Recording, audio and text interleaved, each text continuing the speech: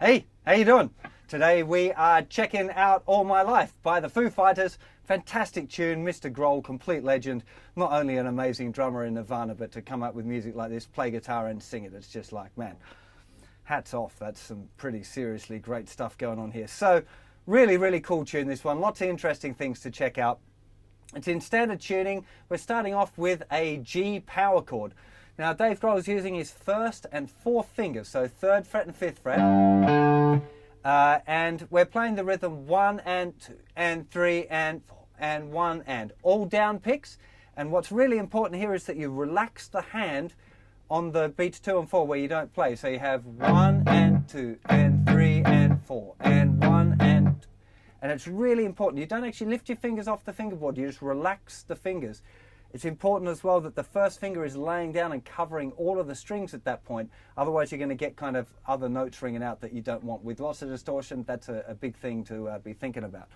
So that rhythm again. So 1 and relax, and 2 and relax, and 3 and relax.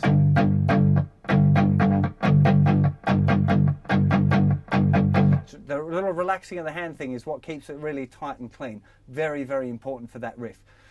Now, just before it goes into what I'm calling riff 2, he's just hitting all of the strings open. So just at the end, before the whole band comes in, it's just going. Just take your hand off and hit all of the strings, and that's what's leading into that riff, which is super duper. I think it's going to be a bit easier to explain that one in a close-up, so let's do that now.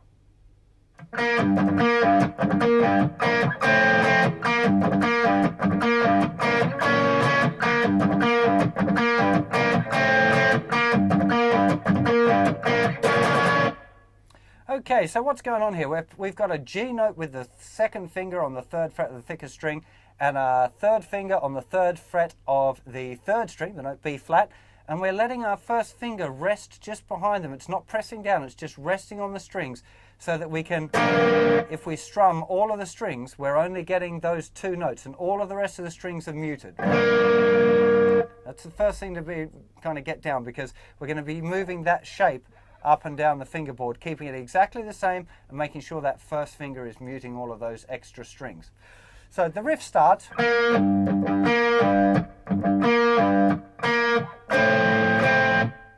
So here we've got 3rd string, 6.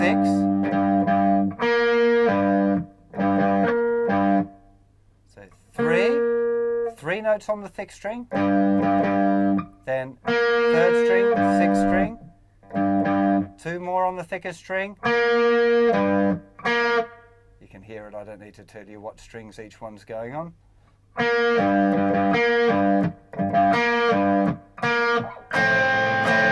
And then we're moving it up 2 frets to the kind of the A minor grip. We're doing 2 upstrokes on that. I'll talk about the picking hand movements in a second. So the big deal really here is making sure that you've got the rhythm of it right. 1 and 2 and a 3 and 4 and a 1 and 2 and 3 and 4 and 1 and 2 and a 3 and 4 and a 1 and 2 and 3 and 4 and. So it's all about that rhythm and making sure you get it really, really super duper tight. So I'll just do that one more time. I'll just count out that rhythm for you. 1 and 2 and a 3 and 4 and a 1 and 2 and 3 and 4 and 1 and 2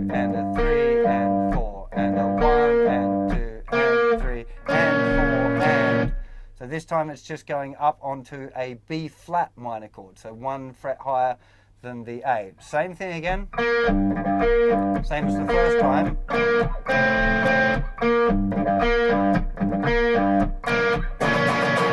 Second time it's doing the same B flat minor but with a different rhythm. So this picking might feel a little bit strange at first, but do stick with it because it makes a huge difference to how easy it is to play. So we're actually starting with an up pick on the 3rd string. Up, down, down, up, down, up. That's the first section. Up, down, down, up, down, up. Then down, up, down, up again.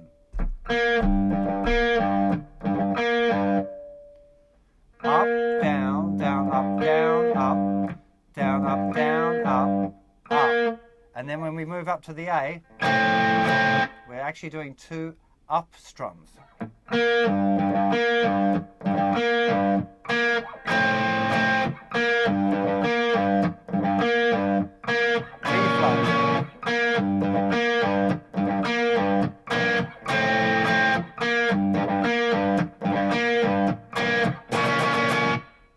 Okay, what's really important here is this, making sure that this mute on the left hand is down all the time. So the first finger is staying, resting on all of the strings, and these fingers just press down when they're needed. Not sure you can really see it in there, but they're just hovering in their right place and just putting that little bit of pressure down when the notes are needed, and that corresponds with this hand. Because everything else is muted, this hand has to be kind of accurate, but not perfectly accurate. You can be a little...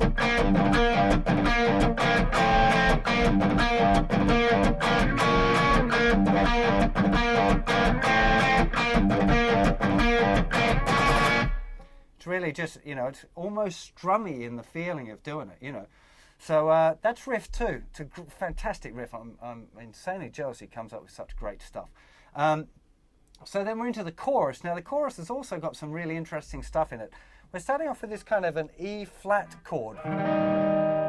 Very interesting. So it's nothing on the thicker string, and then 6, 5, open, 4. So this is an E chord, an E flat chord. Just make sure that the thicker string is not played in the thinner string, because they're both the note E, and against an E flat chord that's going to sound really horrible. So that's the first chord, E flat. And then it goes to a G5. Now, of course, Foo Fighters is a 2-guitar band. The Dave Grohl part is doing this. It's not playing the thicker string, and just 5th fret, 5th fret, open, 3rd fret. So just the middle 4 strings. So the outside 2 strings again are muted. So E flat to G5. Almost certainly the other guitar is playing like a regular G chord with the low root note on there, and definitely on the recording there's loads of tracking going on, so the guitars are played multiple times, which is why it sounds so absolutely massive. So that's the G5. Then we go to a C with an E bass. So it's just a regular open C, but we're playing this time the thick string. Makes it sound really big and fat having that low E there.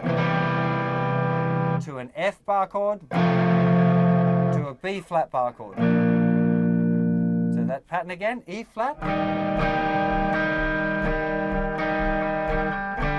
G5,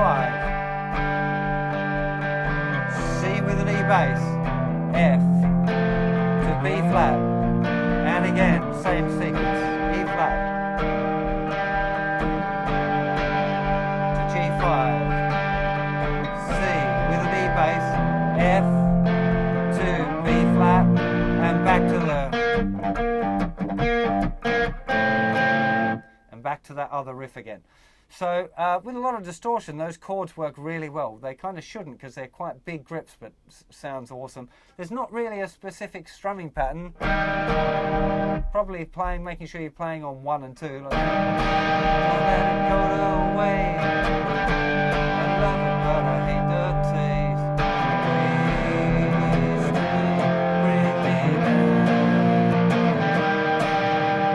You know, but there's not really a set like strumming pattern like you might have on an acoustic tune for this one. It's just getting those chords out. As I mentioned a second ago, the Foo Fighters are very much a 2-guitar band. So as well as this main part that I'm showing you here, there's other rhythm guitar parts going on. It's mostly just power chords playing the riffs as far as I can tell, like doing the G to the A, G to the B flat, that section.